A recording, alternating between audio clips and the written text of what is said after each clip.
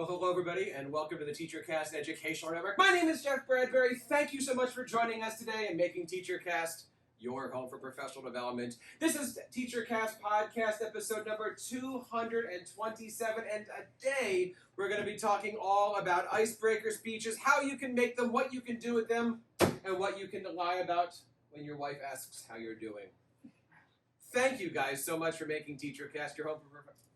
Well, I'm going to stop right here because, today is that icebreaker speech. Today is that opportunity to kind of talk about where we are. Now, if anybody has taken the time to listen to anything on TEACHERCAST over the last 10 years, that's the way that I would greet you. Hi, my name is, and welcome. It wasn't always that case, though. Let me ask you guys 3 quick questions. How many of you guys believe in the butterfly effect? The idea that unless one thing happens, something else doesn't happen. You guys have heard about the butterfly effect? It was an amazing thing with a really bad movie attached to it. Number 2, how many of you guys have ever seen the movie The Matrix? I was thinking about this, especially now that The Matrix 4 is coming out, and if you look at the poster, there's only 2 things on the poster. A red pill and a blue pill. And the concept behind the Matrix is, which one will you take? Depending on the pill that you have, it determines your fate. And I think the last thing that I always like to ask, and this is the thing that is much more important to me than anything else, is how many of you guys are passionate about something? So passionate that you just can't go on until you complete that thing. I know we all are. Could be something personal, could be something business related, but something that we're passionate in. So when thinking about all of that stuff, who am I? How did I get here? What am I passionate about? What is that one thing that I can say, if this didn't happen, my life would be different? I don't have an answer for you. Maybe I'll figure that out in 4 to 6 minutes. It could be the fact that when I was 11, I was entered into the Boy Scouts. Any Boy Scouts here? Good, thank you. I expect that.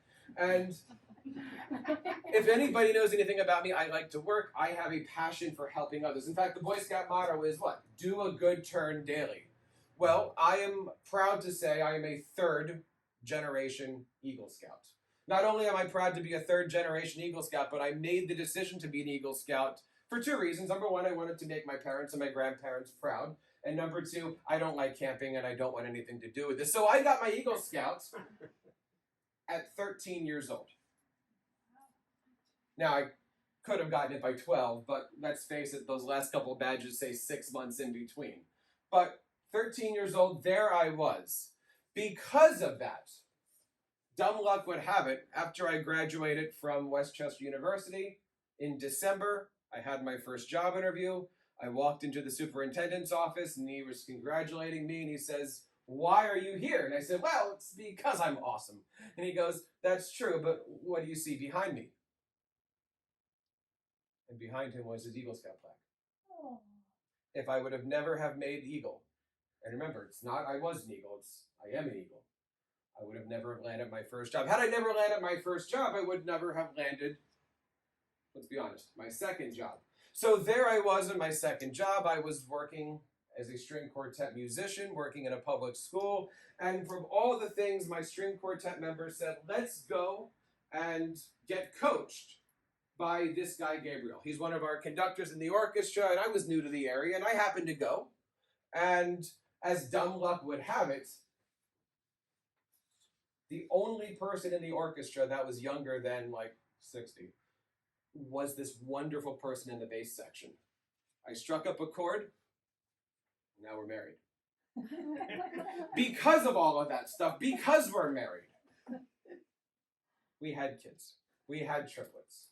But the big thing about all that and how this whole thing wraps up is that because of TEACHERCAST, because of the podcast, because of all of these things, when we had the kids, we happened to be in the right part of New Jersey at the right time.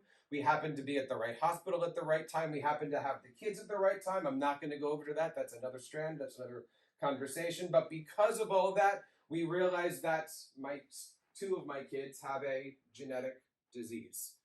Because they were preemies, we figured out that this is what they needed to do to save their lives. Well, the dumb luck is because of all of these things that happen one after the next, because of the fact that my kids had this genetic disease, we had to ask ourselves the question, where did it come from?